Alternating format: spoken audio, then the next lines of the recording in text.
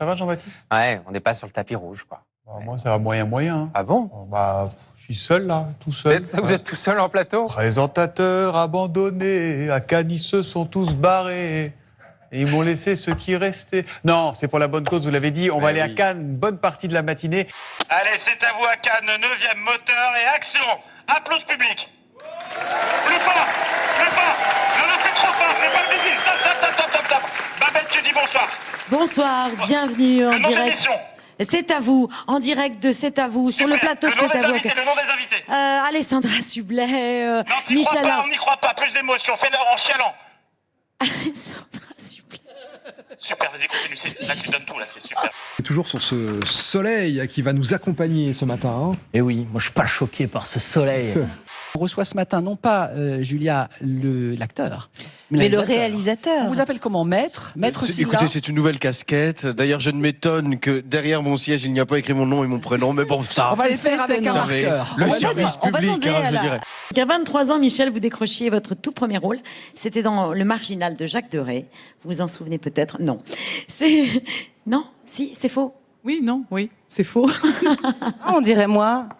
C'est drôle. Non mais vraiment, c'est là où ça me rassure. Je trouvais ça très chic, Jacques Deray. Vous me confondez avec. C'est l'âme de l'émission là qui J'ai compris. ressurgit. C'est même l'ADN de l'émission. Mais évidemment.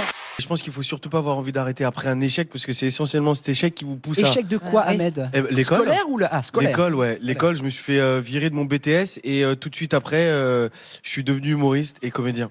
Et ça, vous pensez que c'est typiquement lié à l'échec que vous avez vécu? Oui. Parce que vous avez dû développer d'autres forces, c'est ça? Ouais, j'ai toujours eu ça en moi, L'échec. l'envie de faire rire.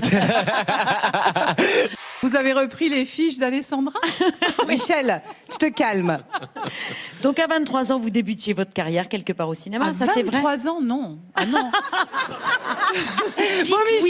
oui. Dites oui. Non. Je suis arrivée à Paris À quel âge? à 24 ans.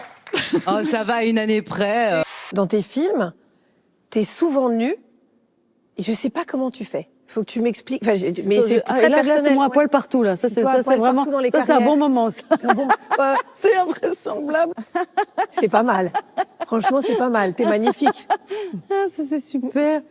J'ai une barre, je ne peux pas me lever parce que ce monsieur est tout le temps malade, visiblement. J'ai une barre, vous êtes sûr que c'est ça? Bah, une barre à la tête. En général, au réveil, on peut aussi avoir autre chose. Alors allez-y. Moi, j'ai pas l'esprit tordu comme vous. Mais non, pas tordu. Ce que j'ai en train de faire, c'est de la médecine. Et t'es venu avec un dessin, un message même carrément. Vas-y, dis-moi ce qu'il y a écrit. Prenez ma maman Nagui, s'il vous plaît. Attends. Vous vous êtes inscrit dans une troupe de théâtre en 4e et vous vous êtes rendu compte que ça marchait plutôt bien auprès des filles, donc ça vous a encouragé à persévérer. Non. alors monsieur était très bien renseigné, mais alors ça vraiment... Ah bah c'est moi. Je suis celle qui dit n'importe quoi du début à la fin. Non, vous adore, mais quand même c'est n'importe quoi.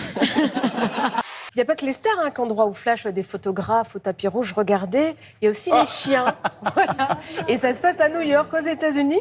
Alors c'est un principe qui est très simple. Regardez, C'est Michel lunettes de Polnareff? soleil, Non, pardon. des robes très jolies avec des petits volants. Alors ils portent les looks les plus emblématiques des stars lors du Met Gala. On en a parlé il y a quelques semaines. Un des rendez-vous mode de l'année aux États-Unis.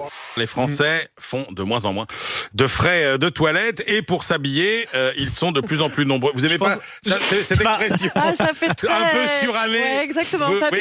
J'attends vos témoignages au 32-16 ou sur Direct Studio. Donc, Qui, à part Emmanuel, dit encore frais de toilette en 2023? Faites-vous beaucoup de frais de toilette, effectivement. Une tendance originaire de New York qui en dit long sur le harcèlement dans les transports. Dans des vidéos vues des millions de fois sur TikTok, de nombreuses femmes montrent comment elles couvrent leur tenue courte avec un vêtement ample baptisé Subway Shirt. Cela signifie t-shirt ou chemise de métro en français. Malgré la chaleur, ces accessoires XXL seraient un mal nécessaire pour diminuer les risques de harcèlement sexuel lors des trajets quotidiens.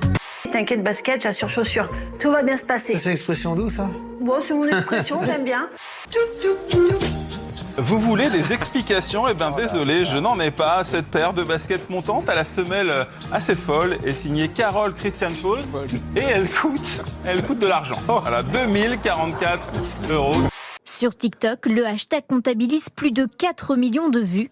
C'est dire la résonance de ce phénomène que ces Parisiennes connaissent bien. Je réfléchis toujours en fonction de quelle ligne de métro je vais prendre. Je vais avoir tendance à mettre des jeans, des pantalons. Je vais aussi avoir tendance à fermer mon manteau. Je sors pas en mini-jupe quand je prends le métro.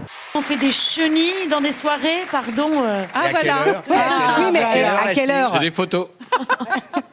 Bon, on se voit après l'émission. Non, il n'y a rien de débridé à faire une chenille. C'est très sage de faire une chenille. On en fera une d'ici là. Oui, surtout à 4h30 du matin, tout est normal. Si elle est habillée, ça va.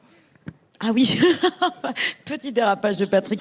Ce hashtag incite les femmes à faire attention au lieu d'inciter les hommes à ne pas les agresser. C'est-à-dire qu'en fait, ça fait porter la responsabilité de la protection sur les femmes, alors que ce serait à la société et aux mentalités d'évoluer.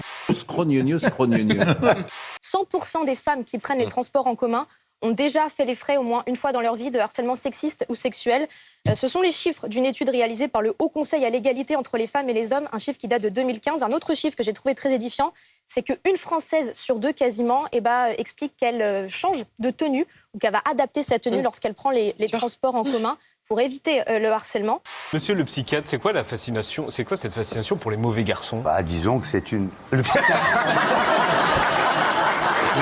Pardon.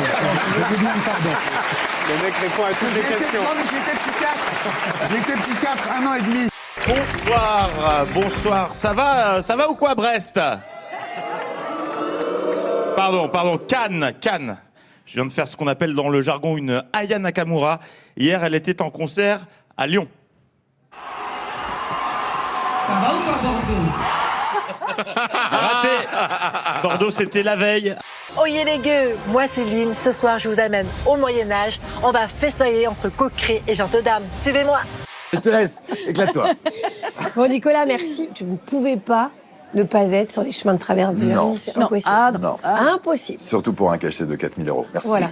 Tu suis comme ça, tu sais, j'ai le bras long.